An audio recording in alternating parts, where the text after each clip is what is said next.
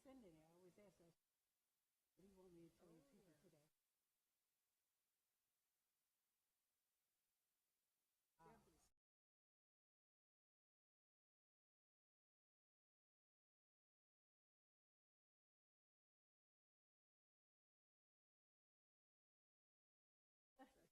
And that's that.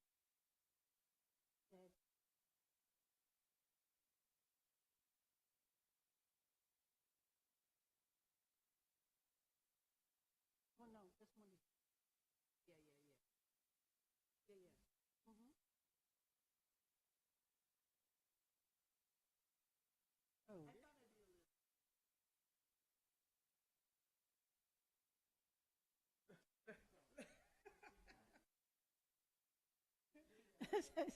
That means I'm gonna have to pull my glasses out. Let's see, Yvonne. Yvonne is.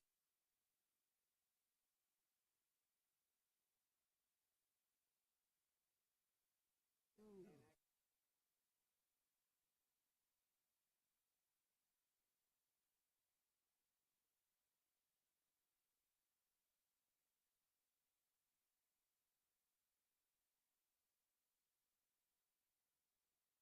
No, I'm afraid not.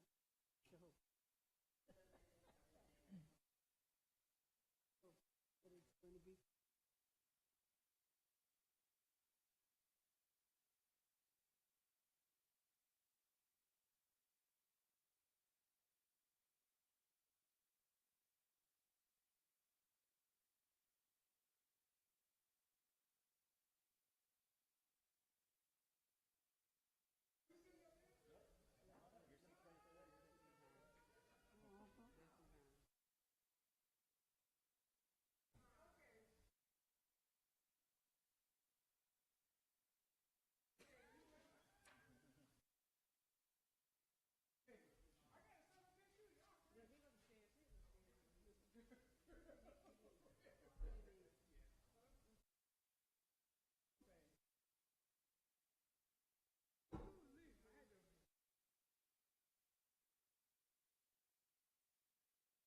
On the far side, parked in the lot.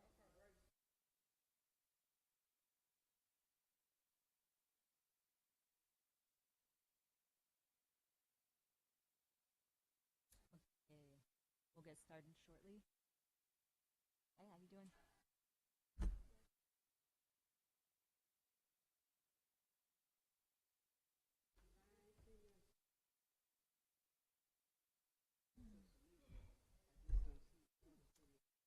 Okay, I think this is on. Is this on? Can you guys hear me?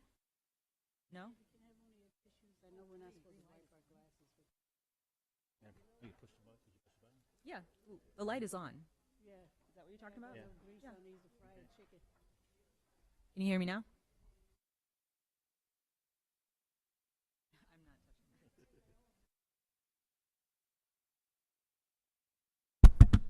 Okay. Oh, Testing, I'm testing. not talking close enough. Okay, let's get started. I'm going to call this meeting to order, and let's get started. Welcome, everyone, to the January PAB meeting.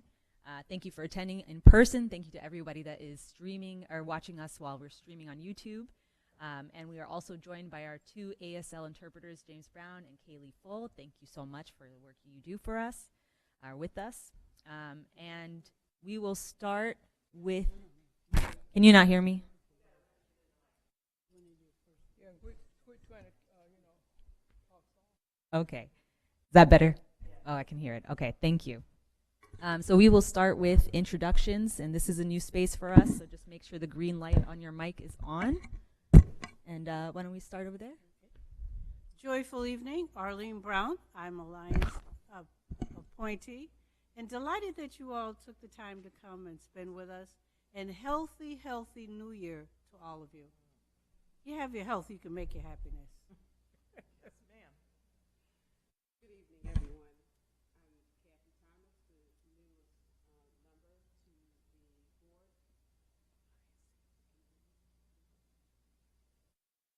Alliance. You gotta really get in the mic.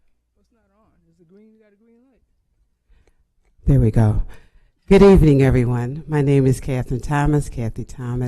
I'm the newest board member, and I am very excited to be here to be a part of this great work that's happening in the community. Okay, Happy New Year. Happy blessed New Year. I am Yvonne Wilson, and I am the council seat. So I hope you all enjoy and get some information. I'm Luam Teklab, the vice chair, and I am the East District Council seat appointee. Larry Knox, Northeast Council seat. AJ Derwin, Northwest Council seat. Keith Patterson, Alliance seat member. Okay, and I want to also give another shout out to Miss Kathy Thomas, that's here as our first board meeting. Really have to get in I'm your so mic. sorry. Thank you for her first inaugural board meeting. So welcome. We're so happy to have you join the board. Thank you, and I'm very happy to be a part of the board. Thank you so much. Also want to point out we do have 2 excused absences. Our chair, Bill Clark, and Brittany Wells, our PACE director. Both are under the weather, so we hope them a speedy recovery. Brief opening remarks. Obviously, this is a change of scenery for us, so I'd like to acknowledge that. We are here at the City Council chambers, and that initiates our move that we've moved from Main Street to St. Paul, 57 St. Paul. So we are using this space as our new meeting space, but we'll talk more about that and how we can continue moving forward. Okay, so we're going to start with our agenda. So I believe we have. Oh, sorry, folks.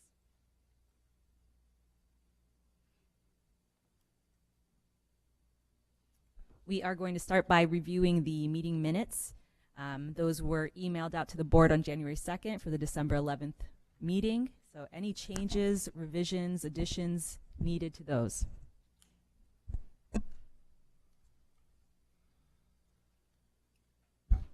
Okay, can I ask for a movement to have those accepted? I move that the minutes be accepted as printed. Second? I second. Thank you. All in favor? Aye. Aye. Aye. All right, those have been accepted. Thank you, everyone. And from there, we'll move over to the executive director report, and I'll bring over Dr. Myers-Smalls.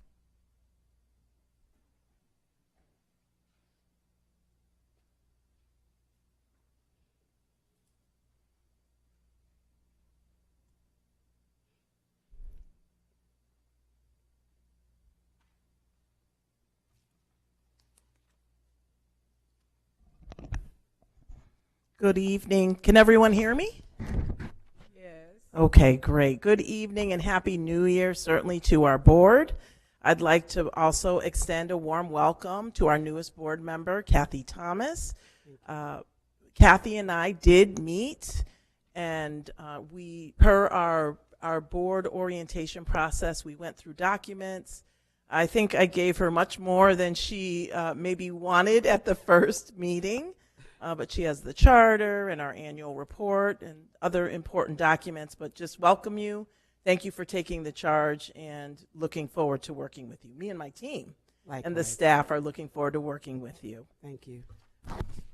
So this evening, I have a few things that I'd like to go over and cover with the board and with the public. And I want to start by saying, certainly in this new year, we had major changes, certainly the move to 57 St. Paul Street, and we're still transitioning.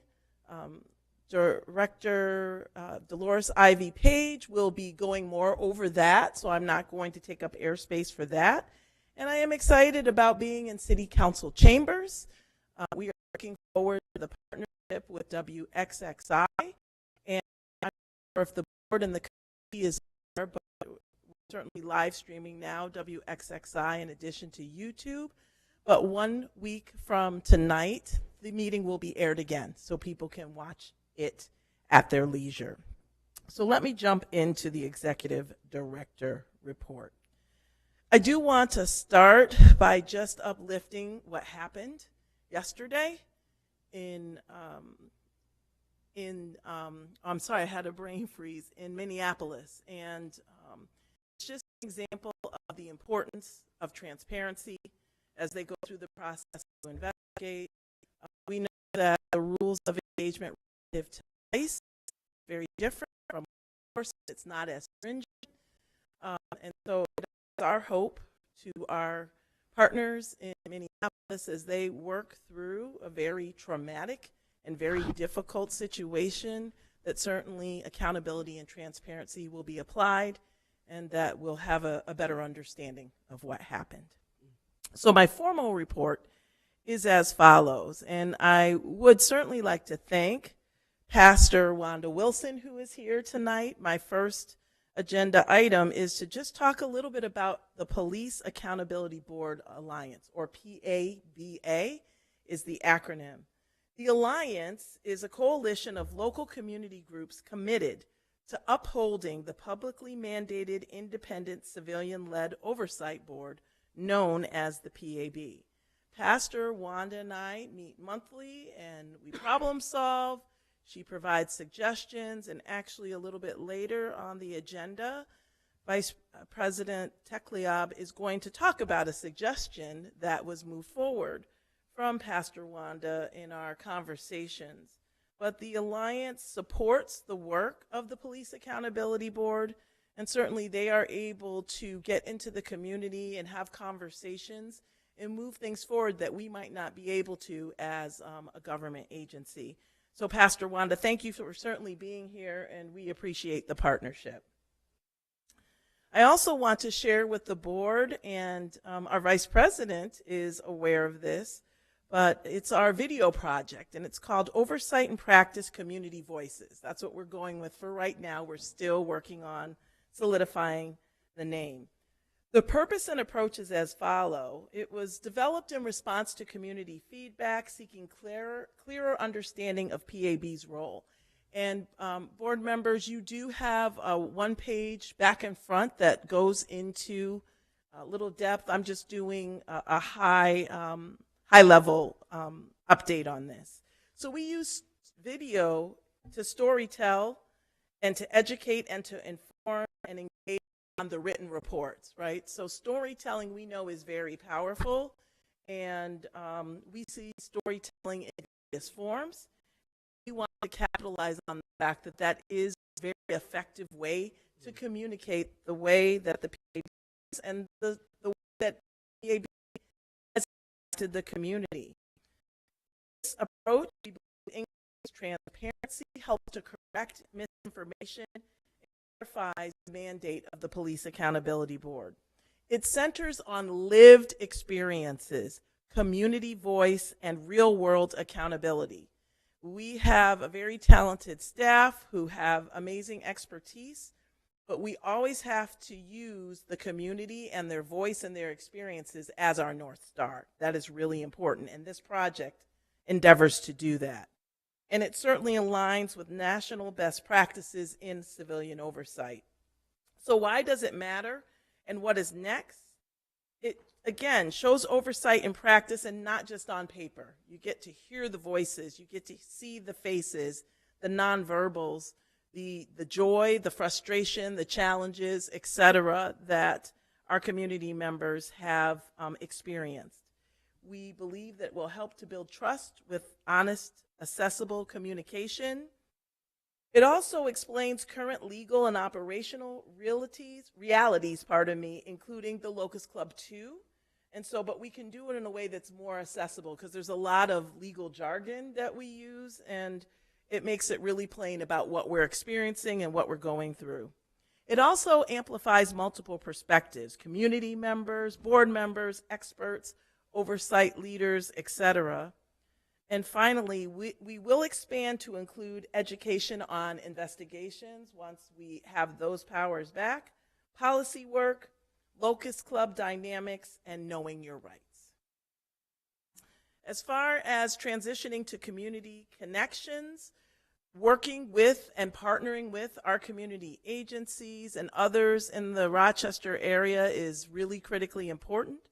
We have active movement right now with Action for a Better Community, also known as ABC, and the Urban League of Rochester. And when I say active movement, these are connections that as the executive director, I am making, because as you know, PACE, and I'll go over those numbers in just a bit, works with many more agencies, but these are direct connections that I am making and working with some of the higher level leaders in the community to partner and to make sure we are capitalizing on their political and their capital. In progress is Colgate Rochester Crozier Divinity School. We cannot forget the importance that faith leaders have, as Pastor Wanda's involvement with us certainly illustrates.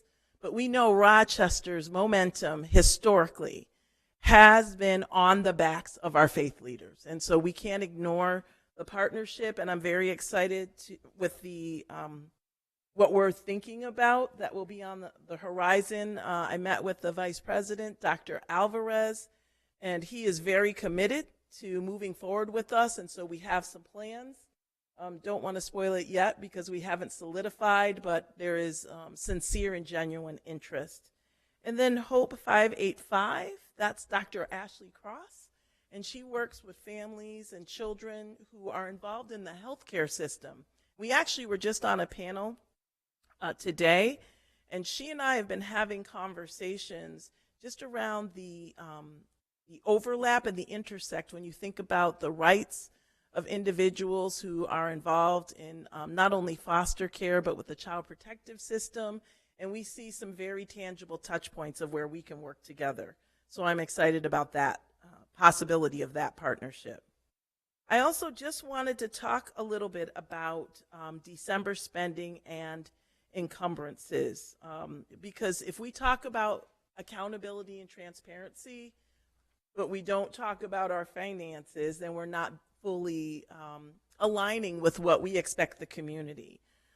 What you have before you, and I know it's little on the PowerPoint, but you have the full printouts of what we spent and what we encumbered, both in December and then for Q2, which is October, November, and December of 2025. One of the things that you'll see and note is that we use a system to track our invoices, our payments, et cetera, and it's called Munis. And so we are pretty much up to date with our spending. However, the way that Munis sometimes tracks it, it's not always in real time. So I want to just look quickly. So, for example, the furniture that we purchased for 57 St. Paul Street, that has not been applied to our finances as of yet. That's a good example. But you'll see we have responsible spending, and it ranges. Obviously, our biggest expenditure, what do you think it is? Salary and wages, which for most organizations and entities, that's what the case is. But we have everything from office supplies to postage. We have repair of equipment. We have dues and subscriptions. We have mileage reimbursement. We're all over the city. We have food and meal expenses. We have miscellaneous expenses. We have travel and training. That has slowed down in the winter months, but will pick up again soon. And Dolores is going to talk about a training that we are going to have in a little over a week entitled Undoing Racism, which, as all the board members know, but the community might not know, anti-racism is the underpinnings of the Police Accountability Board. And so Undoing Racism outlines that framework. And then cell phones and air cards. So we're on track. Dolores, our Director of Operations, and Leslie Green, our Executive Assistant, have worked really hard to make sure that everything is in on time, that we're our invoices, and they've done a phenomenal job. And so, you know, being accountable and transparent is really easy when you have individuals that are doing that with integrity and with professionalism. Just briefly, I also provided for the board website traffic, and that executive summary and the data is in your folder as well. To the community, please do not be dismayed. All of this information that I'm mentioning does get uploaded to the website, so you'll see my executive director report, you'll see our data, etc. So we had website traffic, 3,500 views, and then 7,700 event counts. So somebody might click in different areas. We are very thankful to City Council that last year for the 25-26 fiscal year, they allowed us to move our webmaster from half-time to full-time. And so we want to ensure that we show that that position is being put to really good use. And we track, he tracks our data and makes recommendations for us to move forward to try and ensure, in this case, our website is maximizing impact and reach. And he works in collaboration with the public affairs and community intake, public affairs and community engagement. As far I had as a question about that one. That was allowed, sorry. that's okay. For this might be too granular, I apologize if it is, but for site traffic, number 3 was page not found. Does that mean there was errors when people were going to find a specific part of the? Tell me where you are. Oh, I'm sorry, Larry, under I'm sorry. PAB site traffic, first page, the top, it goes through the most clicked on sections of the website. Okay, what I'm going to do is I'll look that up and I'll make sure I respond to you tonight during the board meeting. Okay, cool. Okay, because I need to rifle through. Yep. Thank you. Accountability and transparency, and I always uplift this because of Board Member Knox. He wants to make sure that the community is well aware. Say it again. Oh, that would be great. I don't know where it is, though. We could have the television plugged into the PowerPoint. I was thinking the same thing. I don't have the remote. Well, we'll make sure that we ask for it for next time. Who's that back there? Board Member Knox, it's really important to him and all of the board, but Board Member Knox makes sure he likes for us to reiterate that even though we are unable to investigate, we still receive complaints. And so for the month of December, we received 6 complaints, and they were either online, through the PAB hotline, email, or we even had a walk-in. So that's why it's so important through our Public Affairs and Community Engagement Division that they make sure they're getting the word out that we've moved so that we won't lose the ability to take in walk-ins. We don't want anyone to be discouraged and not know where we are. There we go. Thank you. Is that better, Board Member Brown? Okay. Yes, thank you so much for being considerate. You're welcome. Can you see? It's now on the screen. You can't see that? I was talking to her because she's sitting sideways. Oh, actually. okay. Wanted to make sure it's, because I can make my PowerPoints bigger if I need to. Okay. The font. So the complaint categories, and you can see the top of those 6 during the month of December. Abuse of authority received 3, and failure to act 3. What's important to note, because you can see that those numbers that are listed certainly don't add up to 6. It's more than 6. But when we get a complaint, it can be multiple areas, right? So it could be in the alleged misconduct, wrongful arrest, maybe a search and seizure, and a failure to act, or a combination. So you can see on the graph the breakdown of the complaint categories. And then we also issue what's called a PTN, or a public tracking number. And so all 6 complaints that were received in December were assigned a PTN, and you can see those numbers that are listed. So as we're moving through looking at trends, we can list certainly 2 or more of these PTNs to show that there is a trend or a concern or something that we're interested in looking at further. Let's talk a little bit about key performance indicators. Every year, we work with City Council staff and City Council to give an update on where we are relative to our KPIs or key performance indicators. So we work internally as a leadership team and staff to determine what those numbers are going to be. Tonight, I wanted to break down what happened in the Public Affairs and Community Engagement Division's KPIs from July 1 through December 31st. So I just want to give an update to show you where we are. And you'll note that they are not listed in the order that they are listed on here because I wanted to have a crescendo up to the number of events and individuals that we came in contact with. Okay, so that was purposeful on my part. So interpreting is an important aspect of the Police Accountability Board. We have spoken many times that we have multiple beautiful languages other than English that are spoken in Rochester. And so listed here, we keep track of our interpreting and the number of hours that we provide that. And so you can see from July through December, there are 41 hours that are logged for interpreting. So that is really, really powerful, and that has certainly been an advocacy point and important for our language access coordinator who's here today in the front row, Dr. Heather Feynman.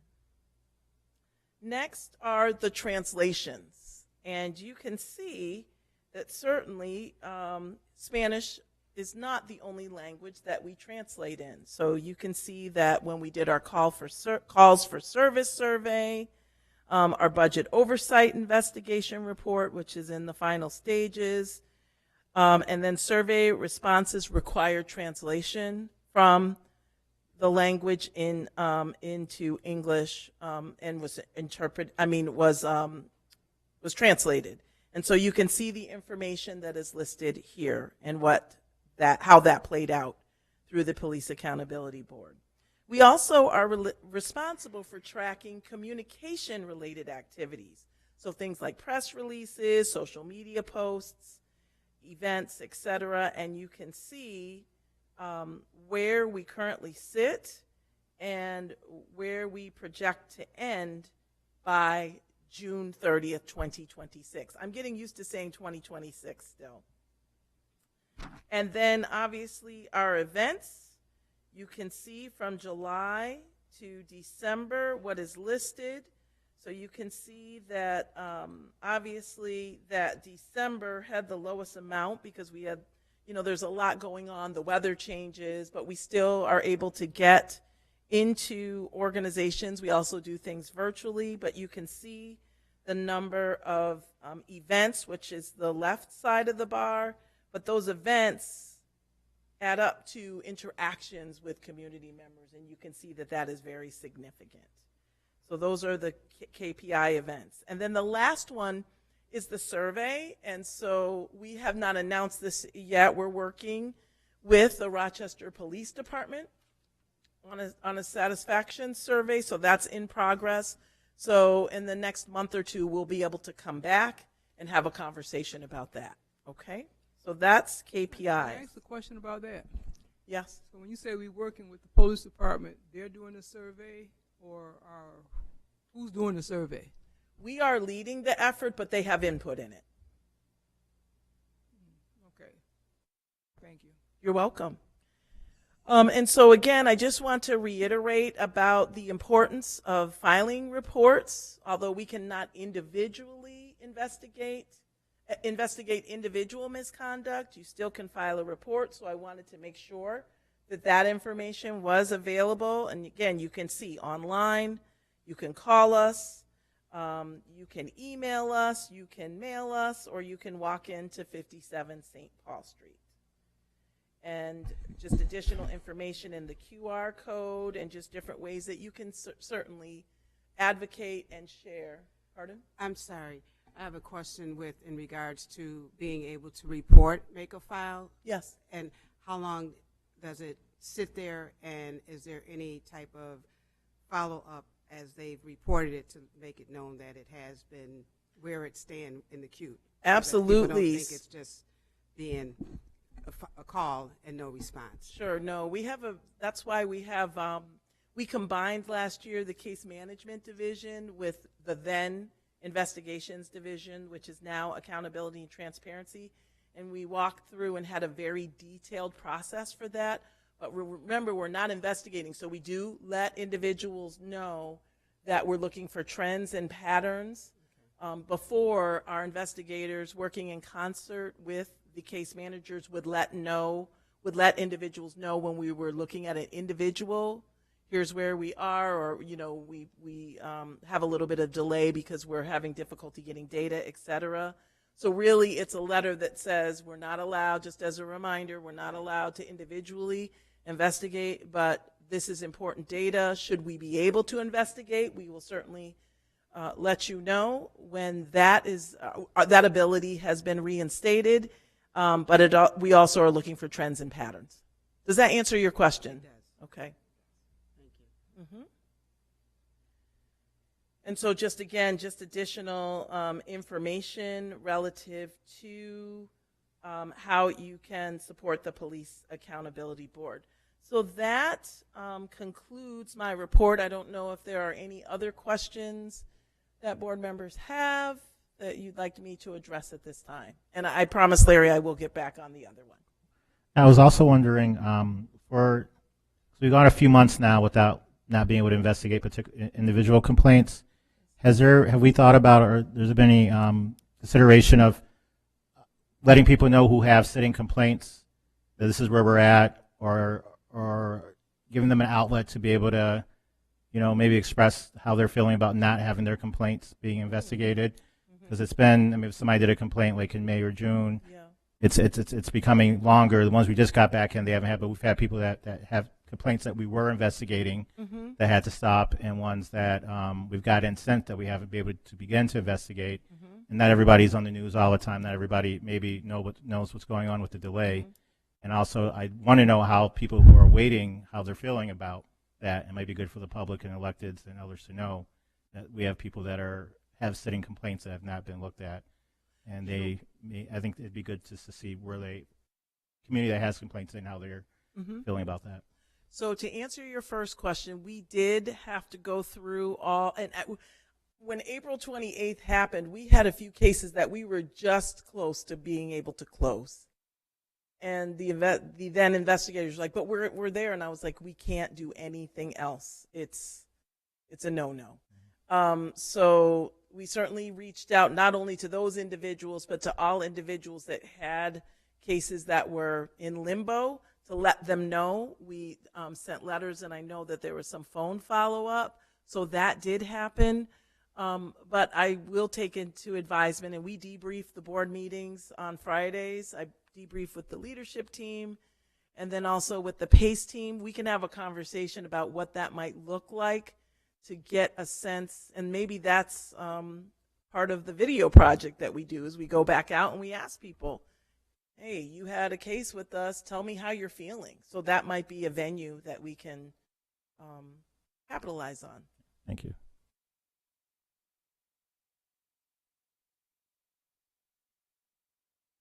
Okay. Yeah, I think we can move forward. Thank you, Great. Dr. So with Morrison. that, I'm going to transition to my director, Dolores Ivy Page. She's going to present. We moved it around. So Dejan, who is overseeing accountability and transparency and policy and oversight, he can just go back to back. So it's just a little more smooth. Good evening, everyone. Dolores Ivy Page, Director of Operations. I'm going to report on the PAB relocation to 57 St. Paul. So on Monday, December 22nd, we successfully completed our move from 245 East Main to 57 St. Paul. During that move, there were a number of individuals who were on vacation, so it made it a smoother transition. But at this time, all staff are now fully back in the office, and employees are appropriately placed and operational in the new space.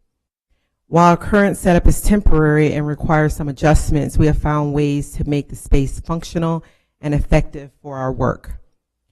There are minor cosmetic items still to be addressed. However, overall operations are stable and moving forward without disruption. And I also want to reiterate that although we may experience some temporary discomfort, our focus remains on the mission and responsibilities entrusted to us by the community. If being temporarily uncomfortable allows us to continue doing the work the community voted us in to do with integrity, purpose, and accountability, then we are prepared to move forward without hesitation. The work does not stop, and neither does our commitment. Moving forward with that, unless anyone has any questions in reference to the move. I kind of do. Okay. It's pertaining to parking for the board. So are there going to be free parking for the board, or are we going to be, is there, how's that going to go? So the parking is the same as it was in 245 East Main. There's street parking.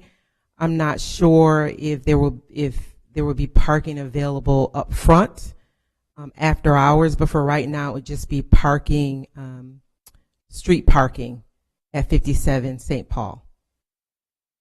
And the same here as well. Oh, there's safety that's going to walk me to my car. No, okay, thank you.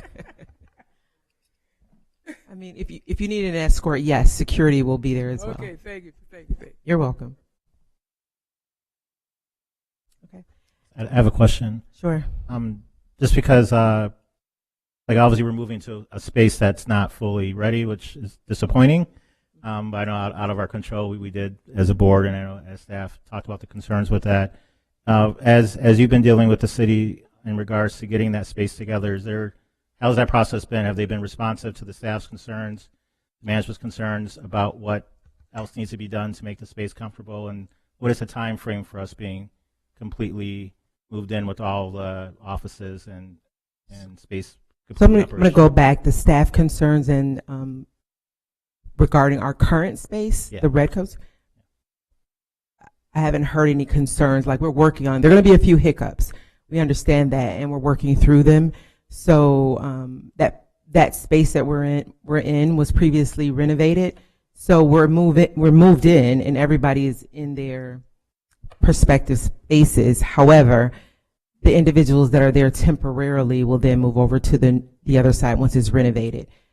Right now, we have a time frame, as I mentioned before, March, but that's tentative. I don't have a firm date. I do want to add to what Dolores just said. Just yesterday, we had architecture and other individuals actually walk through the space with us, and we identified if areas were too hot or too cold. We also wanted to look at, remember, 57 St. Paul Street is an older building, so some of the wiring is very different from what it was like at 245 East Main Street. So we just want to make sure that we are not plugging too many appliances and things of that nature in. But they were very agreeable. They took notes, and I actually received emails today saying we're following up on this, we're looking into that. Information technology, IT has been really helpful of just trying to get us online to make sure we're able to print to the different printers. And, they still are tacking some things down and things of that nature. But I found them to be very responsive. And the walkthrough that we did yesterday was very encouraging and very helpful. I felt it to be very supportive. And they promised that they will continue to keep me and Dolores updated relative to timelines with the Lero side. Thank you. Yeah. And I also want to mention we received a media notification for January 23rd to talk about the renovation new space as well. I'm going to move on to the upcoming board meetings. I'm sorry, I have a question. In regards to, I heard mention about a one-person walk-in. Has that been part of the process that community members have been able to walk in? So, how does that impact the new location in terms of community being able to access, and what would be the process?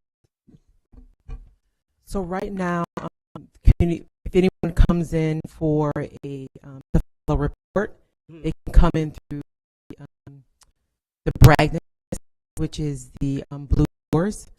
So they would come through that area that individual come through the door. Right now, there's going to be security cameras in the space hasn't been set up at this moment. Okay, thank you. Just to follow up on that. So the new is particular walk-ins with reports. Right. And okay, how to get to that again, not available online. I'm sure and find give you that answer. But there's still security also, not just cameras are going to be there. Is the person going to be there to let them in? Right, the space located near the area that's rented. But in order to get to our space, they have to go through the main area. So that's why there were some changes made. I can talk to you more about the architecture, DES, and building security. Okay, thank you. You're welcome.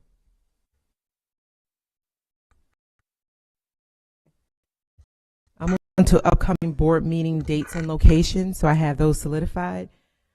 So on February 19th, the board meeting will be held at 57 St. Paul in room 341. That's where the street parking will be. The other dates, March 5th. Can I just insert something? Because I know the board, this is your first time hearing that for most of you, I think, or all of you. Remember, we had some glitches with utilizing City Hall, and a date was set out the last Thursday in February and then the first Thursday in March. So we wanted to space that out. We heard concerns. So I just wanted to clarify that's what I'm doing over here. And I have a question. If the PAB office, is there a reason why it's on 19, not just regular, say the Some conflicts okay. that didn't allow us to have the first Thursday of February. We can't. Pardon? 57 Paul 57 St. Paul will be February 18th.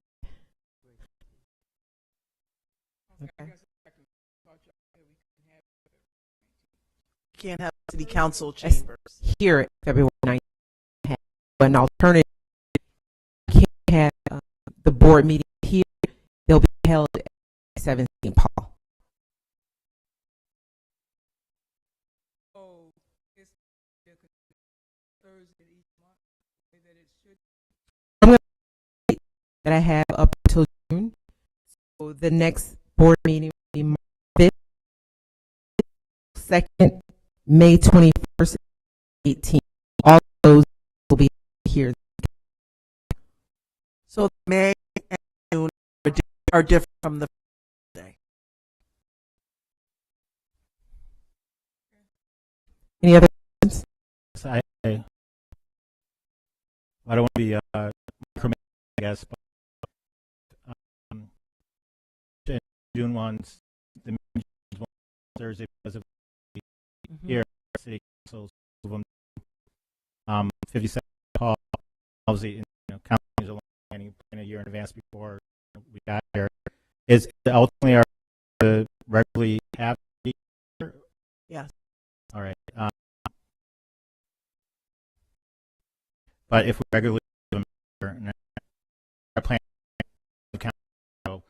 necessarily always be the same month every day. We give people months in advance knowing board means when there's as planned it's going to be sometime first days based on the council calendar. Right, but I've actually got in front of it, so I actually July up until October, I've actually secured those dates as well. Okay, thank you. Correct. July through October, but then we get into November and December around the holiday. Those dates fluctuate a little bit, so time we might be having the 57 St. Paul. If you want it to be on the first Thursday. Correct. Yes, I think it would be better for the community and us. We still keep it on the first Thursday but they can still have a consistency. So they want to watch the meetings or whatever they can. And that also That was what I was trying to get to. right. That also depends on the availability at St. Paul as well, because we have to schedule those rooms. I don't anticipate there being any issues because it's after hours, but they still have to be scheduled and approved. Another question about the room. I mean, our room at the old office was a really good, it's big open space. This is a big open space. Mm-hmm. Easier for the community to get to. The room at St. Paul, how is that for space and set up for streaming and access for the public? So the room isn't, we actually viewed it. I know that they have done other community events there. It's smaller than 245 East Main, but it can hold the amount of people we have here in addition to the board and attendees. So I don't anticipate that being an issue. And the streaming, we'll be able to set that up. Is that room set for the streaming? Yes, our webmaster, we're going to go through and do a walkthrough to make sure there are no issues. Thank you. You're welcome. And on the same topic, I'm sure you're already planning to do this, but if you could send us a list of all those meeting dates and the location in writing so that we can plug them into our calendars and make sure we know what date and what location to go to for each of these meetings. Right. Into the future. And I That'd think be very I've done that previously with some of the dates. I sent those emails out, so they have gone out with the dates and the location and times.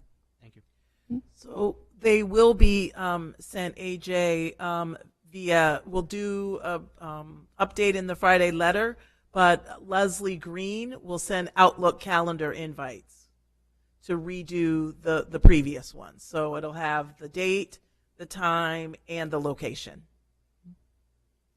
And then that just goes back to the forms you filled out today with your preferred method of contact, specifically for your email addresses, so that we know that this is an email that you check regularly. It goes without saying, but I mean, that'll go up on the website too once all these dates. Correct. Okay. So additional operation updates is a training debrief. So we're scheduled to hold a debrief session for undoing racism following the 3-day workshop held in September. That will be on Friday, January 16th. This session will provide an opportunity for reflection, alignment, and continued learning as we apply this work to our ongoing operations and community engagement. Does anybody have any questions regarding our training session? I'm hopeful that we can get to a point that we are able to offer the training to the board because it's really powerful. People, there's been a full court press to ensure that all leaders in the city of Rochester are trained, but I think you would really enjoy that training. It's very intensive, and you do have to give up 2.5 full days. You can't attend a day and then, or you can't come and go. You have to be committed to the entire time, but it is very impactful. Undoing Racism by the People's Institute for Survival. Powerful. So will that be in the morning or afternoon? It's all day, 2.5 days.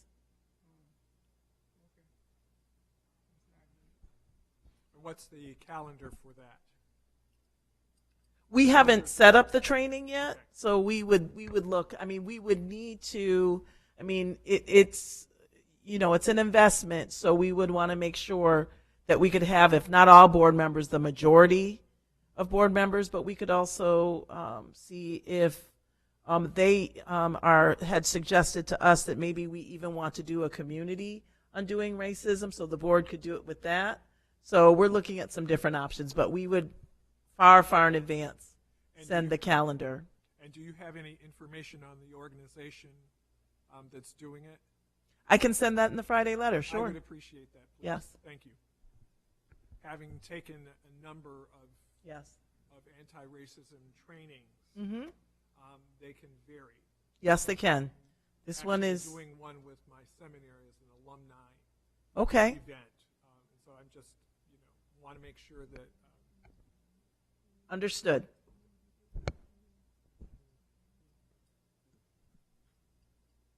Go ahead, Dolores. Are you done? That completes my report. Well, good evening, and may it please the board. My name is Dejan Hall. I am the Director of Policy and Oversight, also the Interim Director of Accountability and Transparency, formerly known as Investigations, and currently also supervise our internal legal team.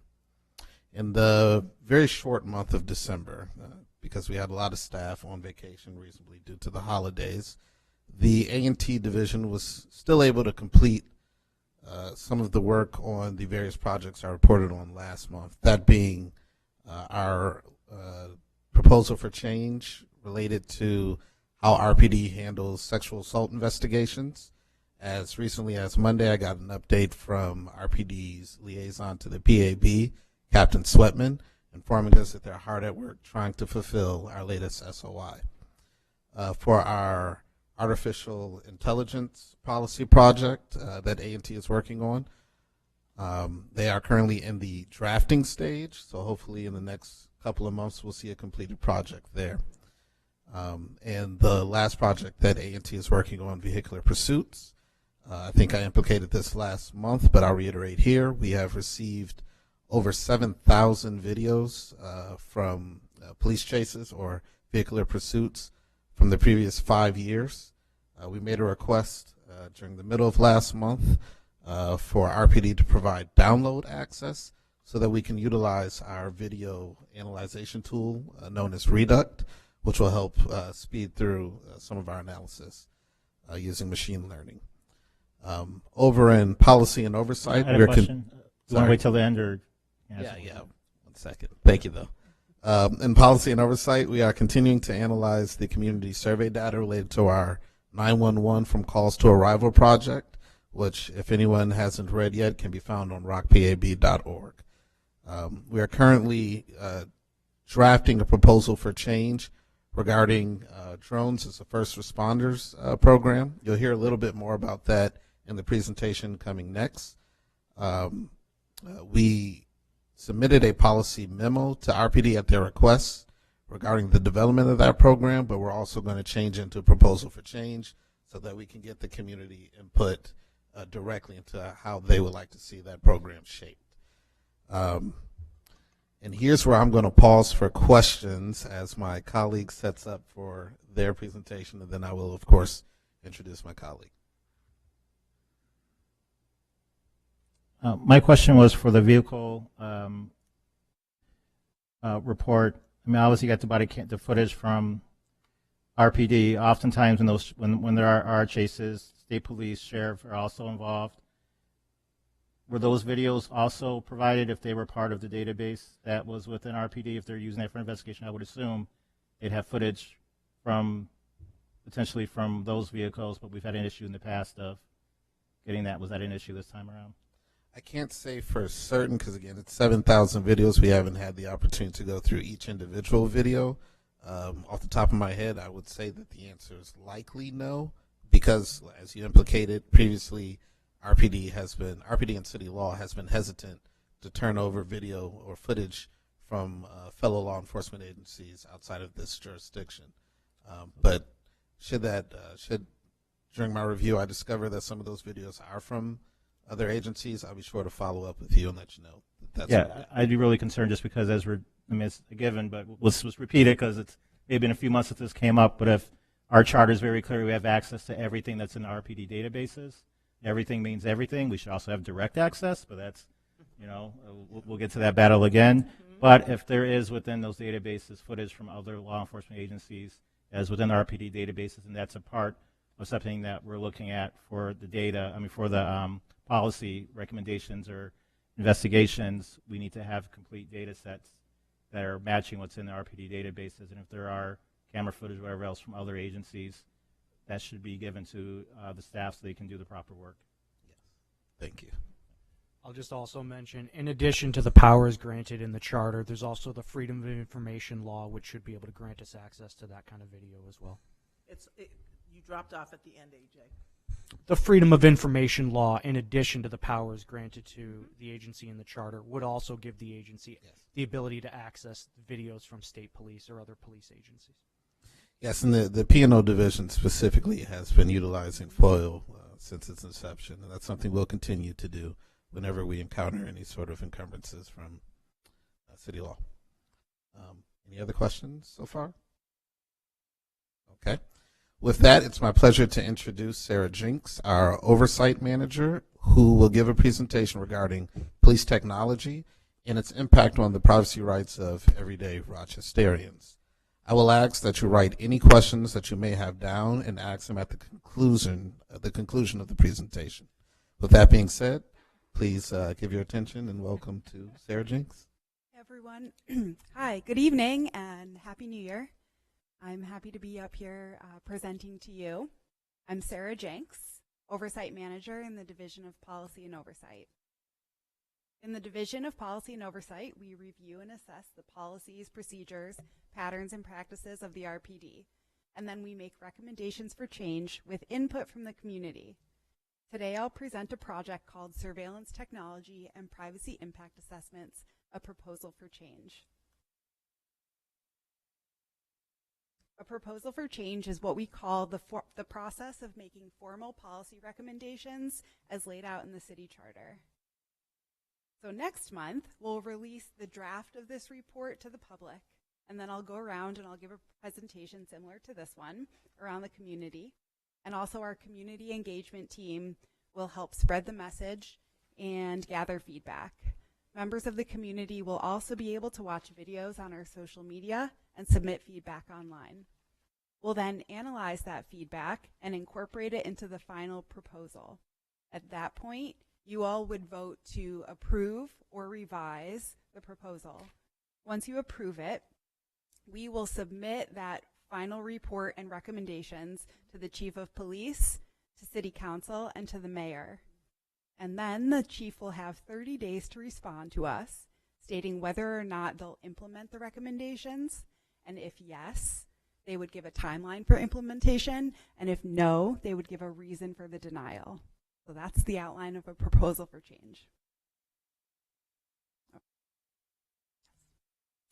So today I'm here to tell you about the findings from the policy review on surveillance technology and its impacts on civilians' privacy. I'll also describe a tool called a privacy impact assessment, or a PIA. And then lastly, I'll discuss PAB's recommendations for change. Thank you. So first, the RPD uses surveillance technology to monitor suspicious activity and to support investigations into alleged crimes. With things like cameras and other technologies, the RPD collects and keeps information about individuals in the city of Rochester. By collecting and maintaining this information about individuals' identities, the RPD can more precisely identify crime suspects, victims, and witnesses. However, anytime the RPD collects information about an individual, there are risks to that individual's privacy. Things like their constitutional right to privacy. And also, once information is stored in a database, there's a question of security of that personal information. We have to think about balancing the priorities of public safety with people's personal freedoms. So there are a number of ways that the RPD collects and stores. The technical term is personally identifiable information, or PII. And examples of personal information to be collected would be demographic,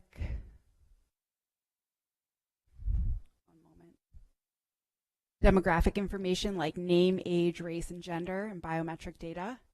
Things about people's property like their vehicle information, and then also their personal activity and whereabouts. When this information is obtained in accordance with laws, it can help achieve public safety goals like closing crime cases. However, when privacy procedures are not followed, it can produce an undue burden on an individual's right to privacy. So an example that I would talk about here is, later on we're going to talk about drones, like drone cameras. When I think about an undue burden on an individual's right to privacy, I think about what is my reasonable expectation of privacy? And in a place that would be a public space, such as Parcel 5 or City Hall, I have no expectation of privacy. So someone can film me, the police or anyone, and they can do whatever they want with that information. But on a place like at my home, in front of my home, on my front porch, that's kind of murky. Like, is that public or is it private space? However, with something like inside my home, in my kitchen, I have a reasonable expectation of privacy. So if there's a drone camera outside my home, you know, maybe trying to collect footage about my neighbor, but it also collects information from when I'm inside my kitchen window, like that's beyond what is reasonable. That's an example of that. And then, okay, so another issue that we want to think about with privacy is the potential of disproportionate enforcement for these surveillance technologies for already marginalized groups. So for example, something I'll talk about more in depth later on is that there's a higher concentration of surveillance cameras in Rochester's predominantly Black or Hispanic neighborhoods than in our white neighborhoods. Additionally, research shows that some police surveillance technologies like facial recognition have higher rates of inconsistencies when considering subjects with darker complexions. And then another consideration in privacy is this idea of there's a potential for slowly shifting the acceptable level of interference with an individual's privacy over time. An example I would give of this is 15 years ago, it didn't really feel possible that there would be a device, a smart device in my home listening to me and selling my data so that I could get targeted ads. And it would have felt invasive 15 years ago. But now people accept this idea of a technology. They're happy to have an Alexa in their home. The trade-offs are worth it for them.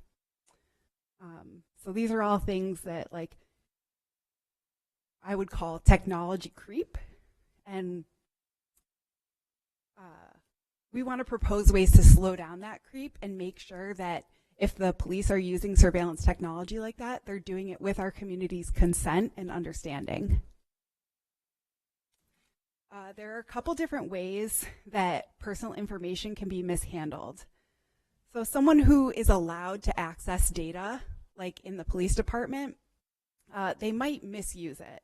My example for this is that an individual with an authorized access, so like a police officer, might want to search for information about the home address of someone they know. That search would be inappropriate if the authorized user conducted it out of personal curiosity and not for law enforcement activity. Second, an individual within the organization who doesn't usually access a database, they may gain access to it without proper authorization and then maybe misuse or tamper. So in law enforcement, that would be like someone reassigning demographic characteristics to someone they were interacting with. And then lastly, an unauthorized external party could access personal information with malicious intent. Such data breaches have serious implications for the privacy of individuals. And that's something that I know I've experienced personally, where I receive emails saying there's been a breach to the privacy of your data. And for someone's e-commerce account, that might not be a terrible thing, but when it comes to the sensitive information in law enforcement databases, that would have really serious consequences. I'm going to talk about a couple of the ways that the RPD collects information about people. It'll be the surveillance technologies, body-worn cameras, blue light cameras, which are technically called unmanned aerial vehicles or UAVs, and then lastly, King devices. But there are also the technologies that store personal information, like LERMS, the Law Enforcement Records Management System, and the Genetech Clearance Digital Evidence Management System, or DEMS. First, body-worn cameras. This is a program that was advocated for in Rochester about 10 years ago. United Christian Leadership Ministry was instrumental in getting it adopted. And it was introduced as a tool for accountability. And it is that. Like, we, the PAB, rely on body-worn camera footage a lot, but it's also used by the police as an evidentiary mechanism.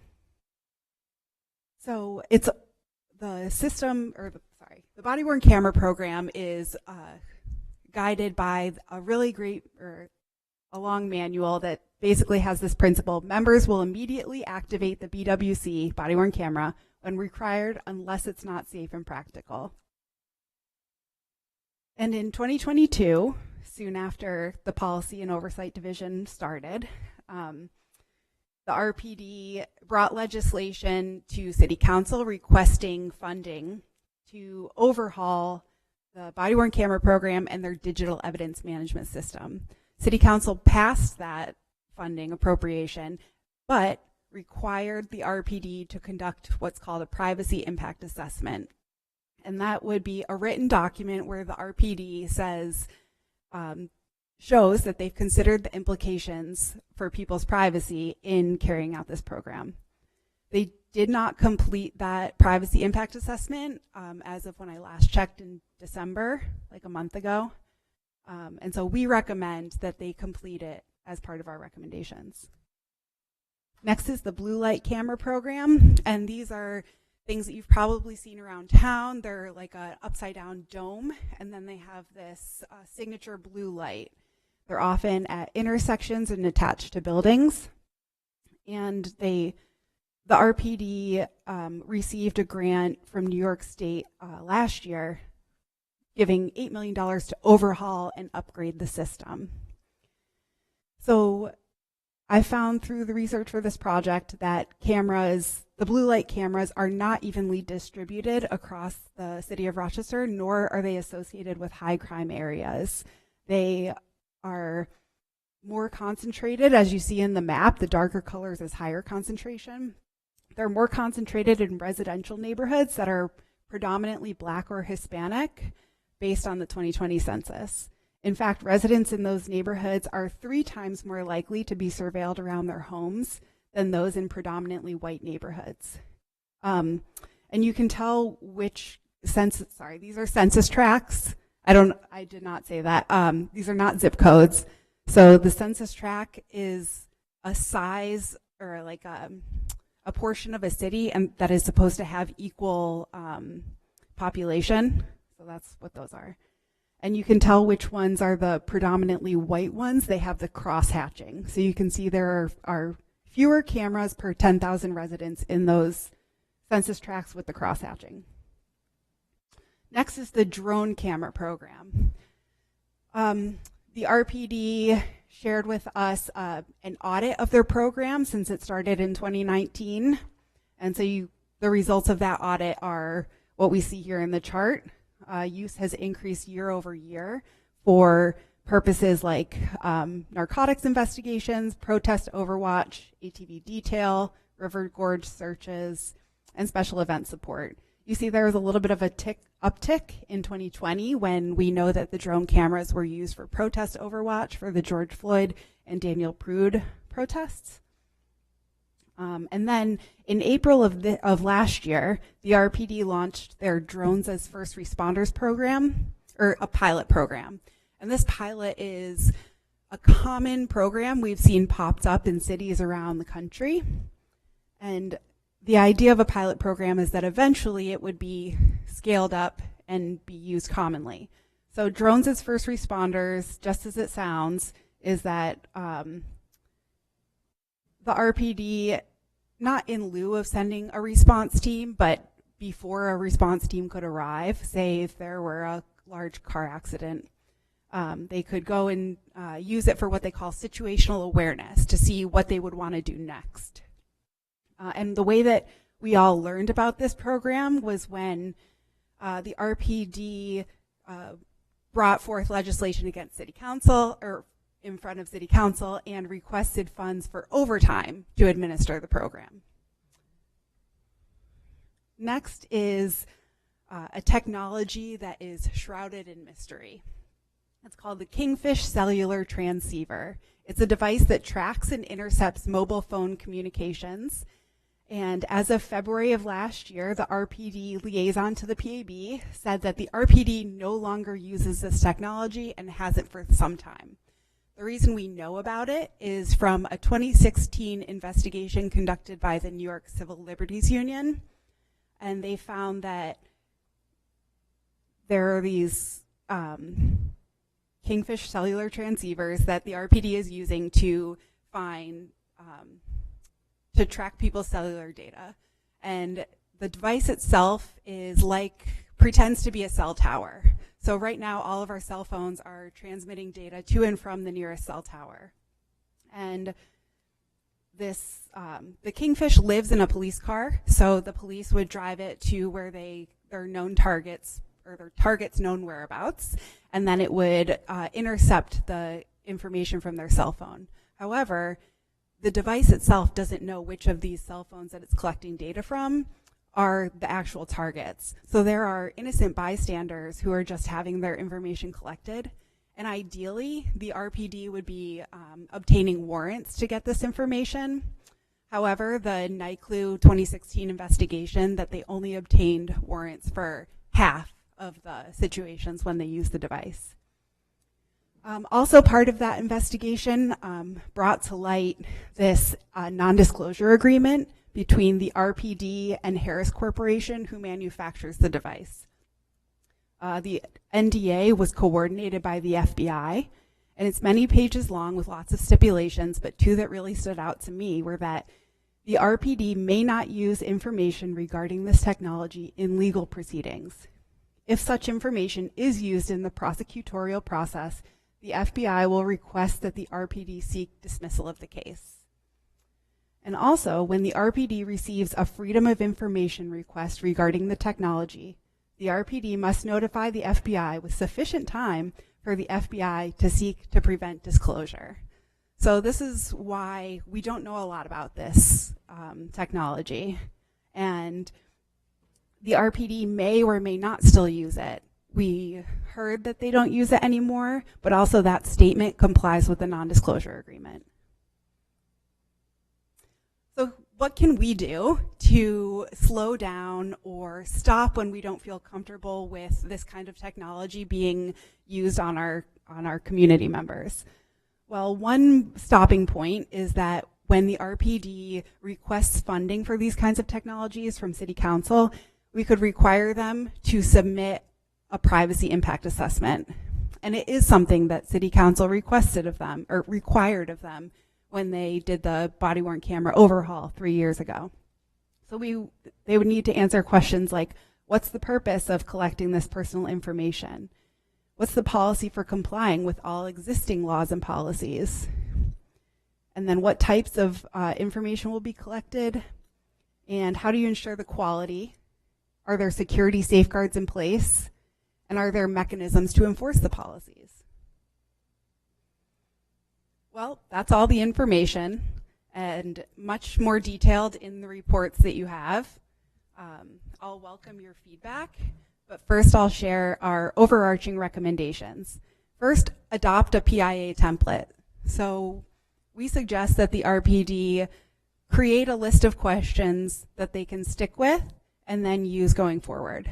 Second, complete the privacy impact assessment that was required by City Council in 2022 for the body-worn camera program. Third is proactively complete a privacy impact assessment for the Drones as First Responders program. I said earlier that they started a pilot in April of last year, but again, that probably means they're looking to scale it up and adopt it as an actual program. Next, submit a privacy impact assessment for any legislation related to the collection or storage of personal information. And then, once they've written these privacy impact assessments, make them available on the open data portal so anyone can read them. And last, super specifically, include specific citations when referencing laws and departmental policies in RPD documents. This kind of thing of surveillance technology and privacy is very murky and decided year by year in laws, in legislatures, and in case law. So there are times when, like in the body-worn camera manual, when RPD is super specific about which law and statute they're citing to make sure they're complying. And then there are other times when they just say laws. And so it's our recommendation that they always be as specific as possible. Thank you. Thank you. Okay. Are you open for questions now? Yeah, I'll take questions. Yes. I have a question. And it's about the distribution of these blue light cameras. And I found it interesting that it wasn't just done for the entire city, because I was in a city last year where there were close to 1 million blue light cameras.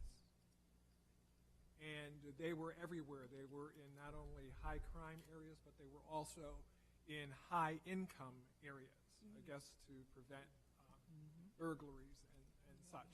And so I'm wondering I know what the reason was for the current placement of cameras, but I'm wondering why there was not a larger distribution so that there was equity, that every neighborhood is being covered and not one is being over-policed and over-surveilled.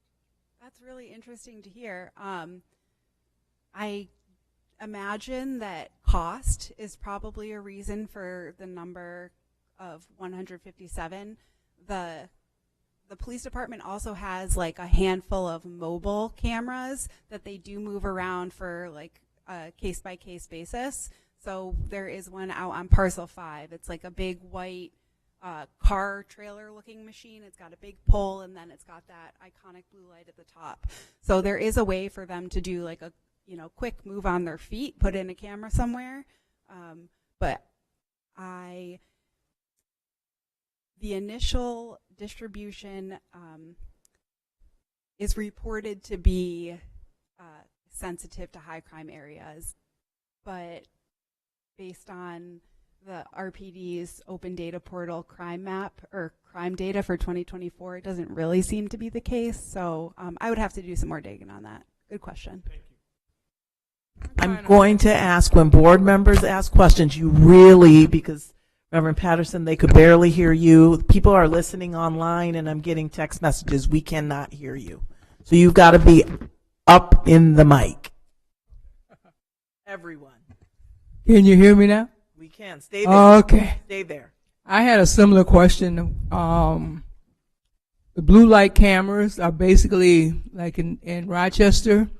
They're in the inner city where the most crime, they quote, say happens. And could that be a reason that they're in the city and not in the surrounding suburbs? Well, I don't really know about the surrounding suburbs. I can only speak to what's happening in the city of Rochester. And yes, it is reported that that the cameras are in high crime areas, but based on my research, I didn't find that. So if you look at the map that's up on the screen now, that's the one on the left is regarding crime in the year 2024. And it doesn't appear that there's really like any neighborhood concentration for crime. It's pretty well distributed across the quadrants. But then if you look at cameras, so it really is center city where the most cameras are concentrated, and that's where there's a lot of people moving throughout the day. It's like a business district, and then there's a lot of property and to be watched. Okay, and are they on basically the major streets? You know, like I live in the 19th ward, okay? And the blue light cameras, if you mostly see, are going to be on well-traveled streets. Yeah. They're not going to really be on a off street where I want to say a neighborhood, but they're going to be on the main streets. Yeah. So that's why I'm saying, or asking the question what I'm saying, because I know we say it's systemically set in, black and brown areas, but I guess the 19th ward, most of the streets don't have the cameras. So things can happen on your street because someone came and stole my neighbor's car out of her driveway, and there was no camera that detected that, unless it was our Ring cameras.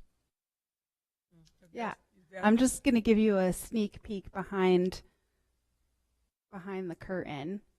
Here's if that's okay, here's the data that I start with. And these are all of the locations of the blue light cameras around the city of Rochester. And you can actually access this information too. It's on the RPD's open data portal. And then I do fancy things with it to make the other maps. But like you can look around here. You're right, in the 19th ward it is the major streets. Correct. But elsewhere in the city, you can find it in residential areas. Yeah, so that's something I encourage you to look around the map. Like I said, RPD's open data portal, and it's called camera locations. Or I'd be happy to sit down and look at it with you. Sarah, would you be able to just put together a quick tutorial we could send home to them where they know what the website to go, where to go, and to access it, and just some tools? That would be great. Yes, I'd love to. Thank you. She'd love to do that. She does. It's true. It's true. Yes. Right up her alley. Yes. I do have a question. Up in the mic, Arlene, please. Oh, In there. Please, me have to speak up? Yeah, Whoa. please and thank you. Please and thank you. All right. Well, first of all, thank you so much for the report and the presentation and how you put it forth. Really clear and concise. But my question is a bit of a concern, is about facial recognition. Is this something that RPD and or agencies are talking about? Have you heard any buzz about it coming into the city? So that gives a nice little plug for an upcoming project that Dijon mentioned earlier. The next proposal for change that I'm working on after this is about artificial intelligence. And so we're going to have a lot more answers about that for you when we conclude that project. And so just not sure yet. Hold on to the question and we'll talk about it in a couple months. Okay, thank you very much. Thank you. Sorry, what I will just interject there and just make a comment about that. From early research, it does seem like some of that tech may be utilized by the county's crime center, which RPD is a part of. So as we continue to look into AI, we'll also be reaching out to the county to get clarity, because even though Rochester Police Department may not purchase it, it does not mean that the technology isn't being utilized through the county's partnership with RPD. We had more questions? Hold on. We have Just a a couple. clarification. Well, Reverend Patterson, we have a couple more questions.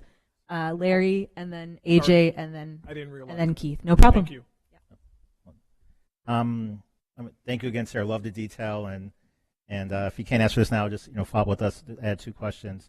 But one statement, I guess, like I'm thinking about Palantir and there's other governments and agencies and municipalities that aren't taking this seriously. So I'm glad we have this work. This is something that regular citizens can't think about or affect directly.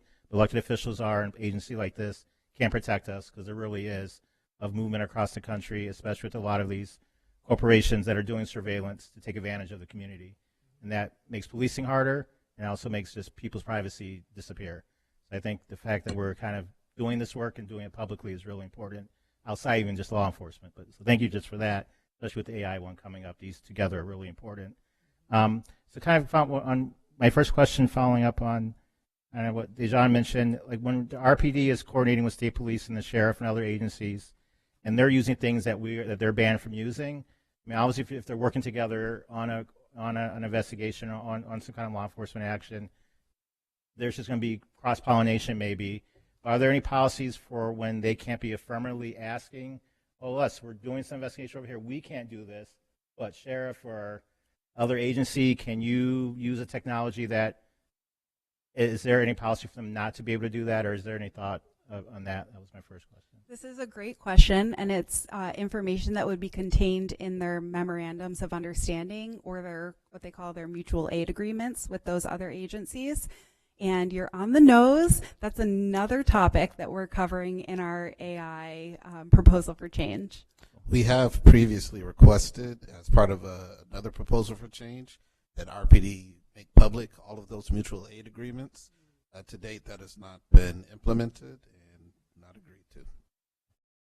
Thank you. My second question, maybe some clarification. I think it was, I don't know if maybe I read it wrong, but the FBI memo about that you mentioned, I mean, I thought it seemed like it said that they couldn't use that for criminal investigation or law enforcement purposes. It was just for, like, you're testing the item out and then don't think about what you saw, or like, what was the rationale for them being able to use it if they couldn't use it in a case? But sometimes there's things like, there's a proffer and whatever the person says can't be used because whatever happens. But this seemed very specific from the FBI that we're giving you access to something, but don't think about it after you use it. It almost seemed to be saying. Yeah, it is a conundrum, but I think the idea is that it's to be used as information gathering tool, and so a case should not be built upon, according to the Harris Corporation and the FBI, a case should not be built around like the results of the kingfish, what the kingfish intercepts. Like there must be supplemental evidence beyond that, and then that's what they could use in a prosecution. But maybe the lawyer next to you could help me out with that. Thank you. I agree. I think that's probably what they're doing. They're using it to gather information, and then if they they may be using it to gather information and to determine they need to do further investigation, gather a different type of evidence to use in whatever the criminal case might be, or that sort of thing. But thanks, Sarah. I have a We few still questions. can't hear you, AJ. Thanks. Thanks, Sarah. I appreciate the presentation. I have a few questions for you. Do we know if RPD tracks who within RPD is accessing personally identifiable information so that they could theoretically prevent abuse, misuse, stalking, or harassment? So ostensibly, all of our clicks can be tracked in the city of Rochester's IT. Like, ostensibly, yes. Sarah, we can't hear you. Okay, either. so ostensibly, yes. Okay. And are there... Sorry, I just want to add further context to that. We have had some training by Captain Sweatman in RPD related to the usage of some of their databases, and from what we've been shown, each officer has an individual login, so they are able to track, as Sarah has mentioned. Thank you. And are there explicit consequences for violation of someone's privacy, whether in RPD's manual, training bulletins, elsewhere? That I would have to review and get back to you. Another question. So one thing I didn't see mentioned in here, and I guess it might not produce personally identifying information, but it might be considered a form of surveillance technology, is ShotSpotter. Is that something you were looking at all, or is RPD still using it? Any The thoughts on that? questions are out there, and when I started the project, ShotSpotter was included, but you got it. It doesn't collect personally identifiable information, and it's a one-time, like it's not a recorded thing. It's a one-time alert. But great question, and it is something that's out there, and we still do talk about it at the PAB, so maybe you'll see it in a future project. Do we know why RPD stopped using Stingray devices in February of 2025? Well, they didn't necessarily stop using them then. They stated that they stopped using them a long time ago, or for some time, and no. And also, if the NDA in 2012 was an FBI agreement with RPD, or do we know whether, and I assume we don't know whether or not the FBI is still planning on enforcing that agreement? Correct. So I would also like to add that, you know, like I said, all of this information we have came from that New York Civil Liberties Union investigation, and I cannot find any reports by journalists or civil liberties groups after 2016 that talks about anything other than the non-disclosure agreement.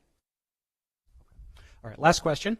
Do we know anything about the effectiveness of these surveillance programs in terms of their use by law enforcement?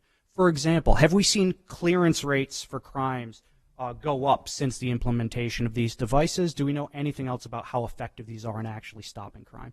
So someone asked me this question just earlier today, so I was just thinking about it, that I think we have a really good opportunity for the Drones as First Responders pilot program, because these pilots have been going all around the country, and I imagine that they've been collecting data. So I started writing this report a while ago, and in the time since, there probably is like a proliferation of that kind of evidence that I will look into. And then I'm going to, as you're suggesting, I will also look into that for all the other technologies. Thank you. Okay, Keith, I think you can go ahead and ask your question now. I'm going to just say that they've been covered already. And it was a question because I just want a clarification. What's the difference between the police department asking for cell phone records as opposed to Stingray, but that's a completely different thing. One is more under the radar, so to speak, whereas the other one requires legal procedures. So, thank you.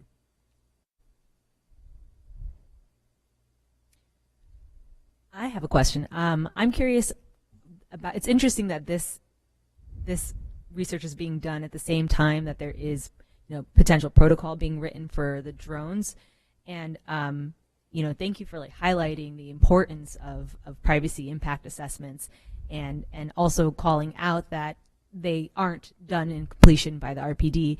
And I'm curious what collaboration these two projects had. And are we feeling okay about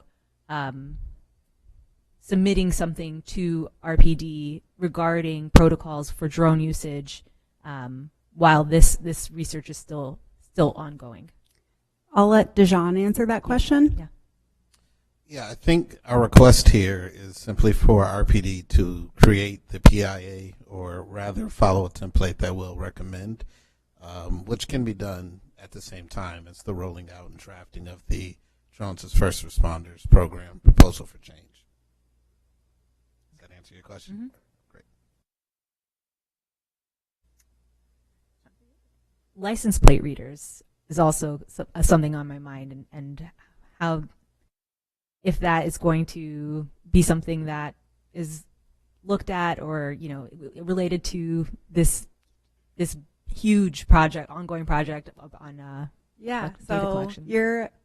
you all know the right questions to ask, and to our current knowledge, RPD doesn't use license plate readers. They are elsewhere in the county of Monroe, but it is a potential technology, and we will be covering it in the AI proposal for change. Thank you. We did get questions from Council President Miguel Melendez regarding license plate readers, automatic license plates readers. We provided some answers regarding the same sort of line of thinking regarding privacy. What Sarah has proposed here with the PIAs would apply should RPD seek to purchase automatic license plates readers, so hopefully we'll get some proactiveness and providing clarity on how it will impact Rochesterians' privacy. I had another thought. This is kind of going back to the consortium that we're talking about later. I think that this paper, especially once it's ready, is going to be a great model that we can share with other communities, and they can give us impact and state information what they're doing, or more likely because of what this agency has that others don't, we can help inform some of the other communities across the state. Here's what we're doing here, here's what we're asking, you should be asking the same things. So I appreciate this, because I think it could be a ball that you're getting rolling in other parts of the state. Thanks, Larry. And I also want to talk about one of the communities that I look to as examples for the PIAs, and that maybe you all could look at for an example, is the city of San Jose, California. They have what I would say is the gold standard for the community interaction with privacy impact assessments. So not only are they required for every project, not just the police department, but anything that would collect personal information, they also collect community input, like I do for our proposals for change. They do for their privacy impact assessments, and then they can stop projects. They'll say, we're not going to fund this project of tracking homeless people because the people in our community said they don't want that. So check that out. Thank you. Any other questions? Okay, thank you so much, Sarah. Thanks so much. It was good to see you all.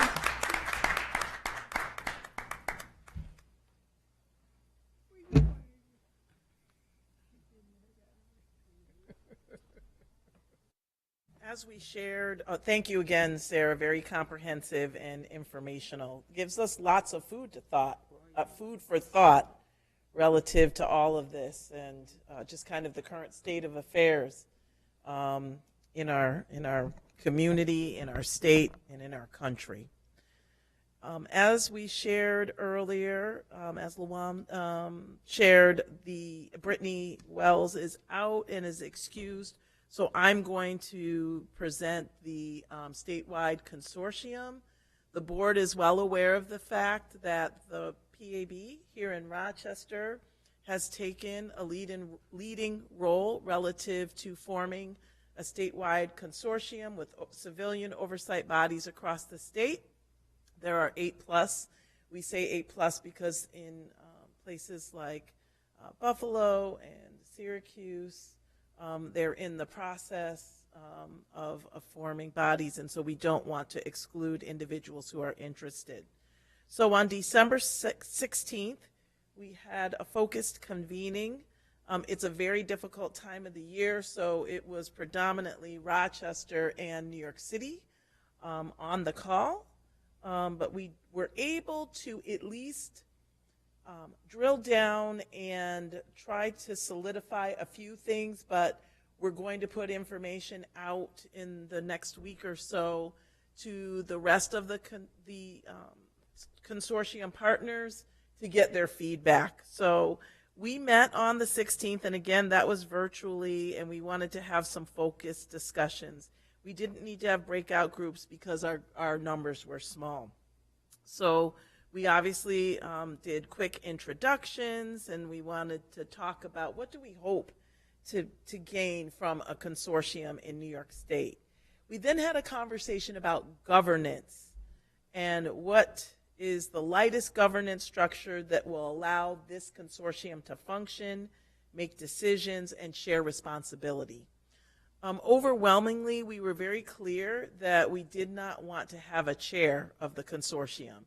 And the reason why is because oversight bodies, as you know, here in Rochester and other places, we come under attack.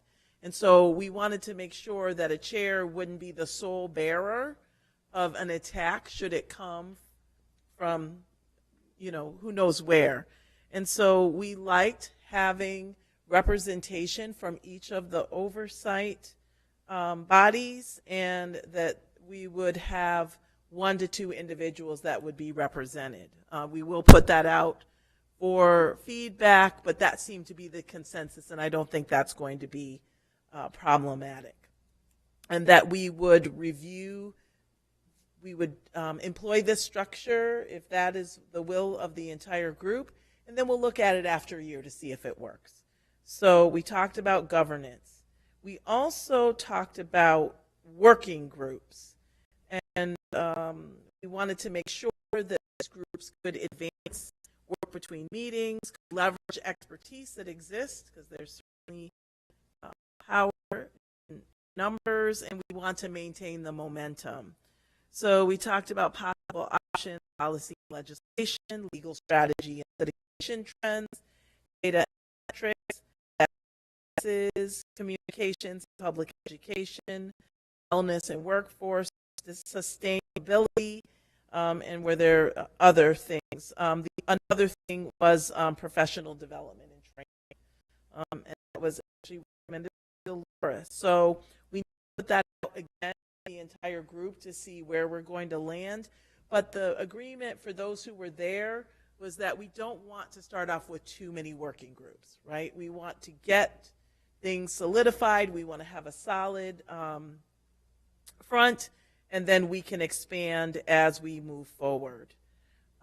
We also decided, we talked about, did we want to meet monthly, every other month, quarterly? I think quarterly is going to work, but again, we want to get the feedback. We will do virtual meetings, but we would like to have 1 annual in-person convening, and more than likely it will be in Albany, since that's convenient for all of the other bodies to come to. So again, we'll put that out for vote. We then ended on what would we call our consortium name. And so we talked about it just for a moment, and we said, well, wait a minute though, if there's a possibility, and Luam, thank you for uplifting this, we might have the possibility of being under NACOL, so like a New York NACOL affiliate. Don't hold me to that particular language, but you get the gist of it. So we're going to work with NACOL to see what we might be able to do. So if we're able to somehow be more formally connected to NACOL, obviously that name needs to be in our name. So those were the general conversations that we had. Again, it was the 16th, you know, a little before the holiday break. So we'll get the information out, and I hope by the time we come back together in February, we'll be able to give you more information about where we are. Luam, I wasn't sure if there was anything else that you wanted to uplift, or Yvonne, I know you were there for a portion of it as well. Just wasn't sure, but. I know we recorded that too, so will we be able to share that recording with all the invitees? Yes. Mm-hmm. Yes. Okay. I had a question. Sure. Do we have how many agencies have taken part so far between the third meeting, 3 meetings? 6 or 7. Okay. And do we know how many there are in the state?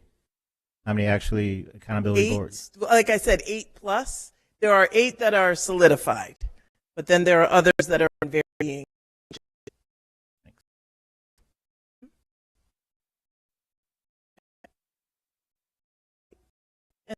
And Larry, get back to your question relative to the website that does kind of you are. You have to go down rabbit holes to find that. So I'm asked trying to figure out, not always obvious spoken URL. Thank you. Right. Well, that brings us to the report that, as mentioned, Chair is at home getting some rest while watching our streaming. He is. Yeah.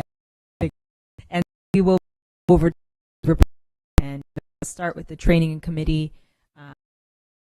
Knox, do you have an update? No, but as a chair, you have your own report. Okay. Now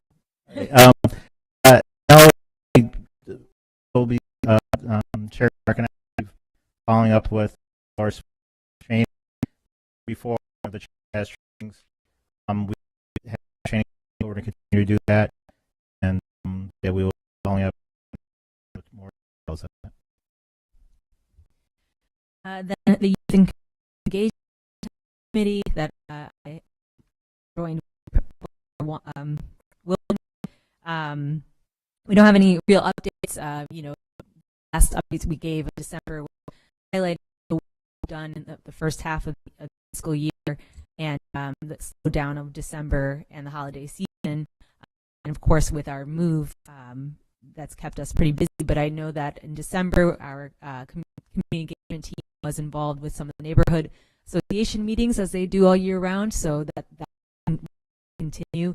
And our larger event that we're looking to highlight is in February, community session that we'll have for the privacy impact proposal for change.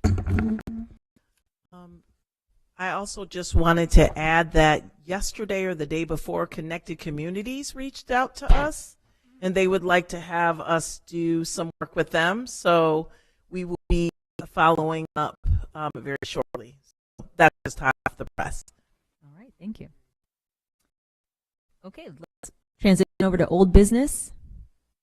Does anybody have anything? Actually, I do. I wanted to talk a lot, and I didn't want to interrupt during our operation update, but talking more about our meeting space for these meetings. So that Dr. Myers-Small in this but PAB Alliance thought came of that, having these meetings in other spaces other than here. And open up the floor to hear if there's any other that. I know that scheduling this room in particular can be a little difficult, and Board Member Wilson, I really appreciated your comment about consistency, and I absolutely agree with you. I think changing locations is difficult, but also changing when we meet makes it more challenging to engage, and for the people that have to show up, our staff, our board members, and making sure that our schedules remain manageable. So I just wanted to know if anybody had any thoughts, because I know I do really like the idea of us looking at community spaces and doing sort of a landscape of what community spaces would be available, both from us as board members, but also reaching out to our community members that we're already engaged with, or people that would like to engage with us to have that conversation. And of course, there's lots of logistics that go behind planning these meetings, needing to be able to have the technology, we also need the space to be able to accommodate the technology, to make sure we can stream. So I don't say that to say, oh, well, why don't we just go anywhere? There's definitely some work that needs to go with every move, but I think it might be worth doing to remain engaged with the community. I just want to say that sounds good, but like you said, we need consistency. So I guess we can attempt that to get some pilots going out. And my suggestion would be maybe to some of the local churches, especially if they have the I want to say the expertise, so they have the availability. But I just really think that it should stay consistently on the first Thursday of each month. That's basically, so wherever we go, whatever we do, it need to be on the first Thursday of each month. That's just my opinion. Well, I do like that idea. But maybe there's a solution, and Dolores has already done work, so I hate to undo a little bit of it potentially. To be a conversation with staff in the Alliance and others in the community. But maybe on those first Thursdays when we can't be in chambers, instead of having them in the office, those are ones we have out in the community. And also maybe that could somehow line up with the meetings that the district council represents, the district board appointees are supposed to have out in the community. We're supposed to have at least one a year in the community, our own meeting. But maybe that could work for the Northeast or Northwest or South District community meeting also happens to be a board meeting that's on a first Thursday that we couldn't do here. And then that could kind of maybe focus the location that we could find with the community that works and hitting one of our community meetings that we're supposed to do. It keeps it on the first Thursday, and we're doing it out in the community. And the logistics can be figured out by the staff, but maybe there's dates that line up. I also want to say, Heidi, you on the Rochester City School District Board, correct? Heather, Yes. I'm sorry. That's okay. I've known her for years, but I didn't really know her name. So that would be also something, I guess, that we can probably look into, to have it in some of the schools, or even the school, Rochester City School, the board meetings, okay, and make it to the public. As long as they have the technology, we can be they flexible. Got the technology. Did I hear someone over here wanting to say something? Okay. Well, definitely something for us to consider. I would love for us to continue conversations, as I know that's a heavy lift for our staff. So again, we don't say it lightly, but I think that we have some ideas, not speaking for the board, but I think that we can leverage and crowdsource some ideas of locations to make it an easier lift if we'd like to move forward with that.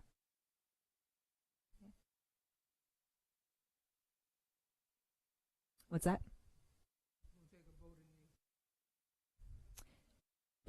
Was that a vote? I don't.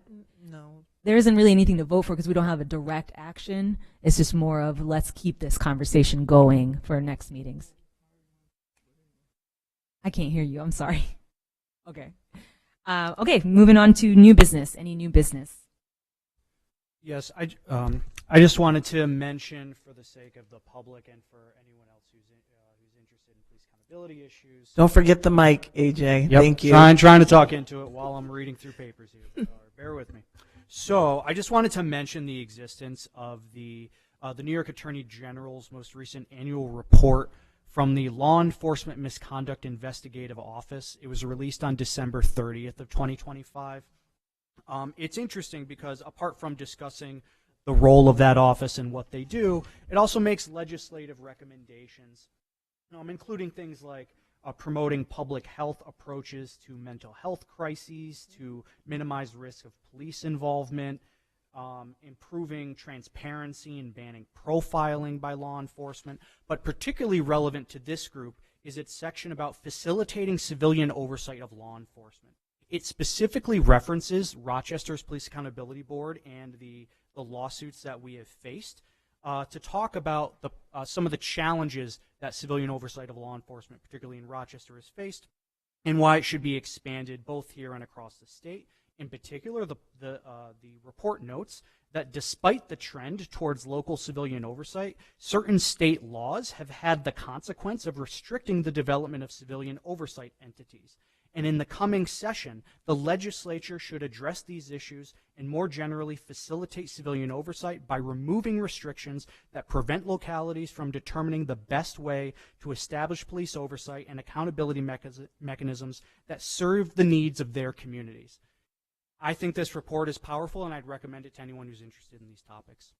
It can be found on the Attorney General's website under the Law Enforcement Misconduct Investigation Office. They have a list of their annual reports on the website. Check it out if you're interested.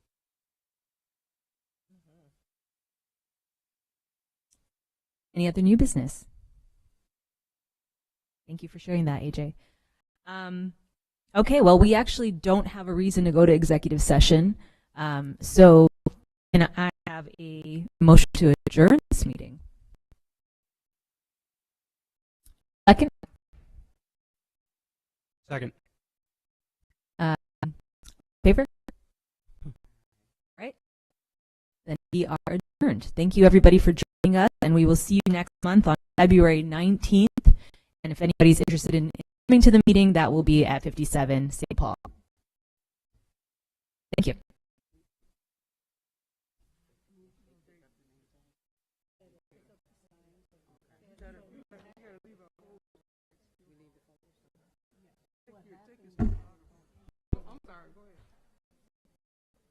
What happens is we have to come back and dismiss. We haven't closed the meeting out. The meeting was we go into and then we come back as a group. So we can't leave right now? Yes. You didn't want to go into executive session? No, we're not, there's no They executive said session. not tonight? No. Oh, okay. So do we keep this stuff or We do ain't left. we No, keep the paper, but leave the paper.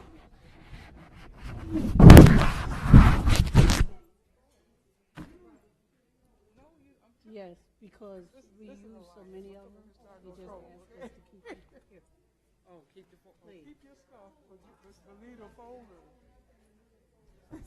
Recycle. It's a budget. Thank you, ma'am. It's a budget. Right, the alliance. Jesus. Yes. Right there in front of the part that I thought I could come in. That's why I was late. I had to walk around to that raggedy part. Where you park?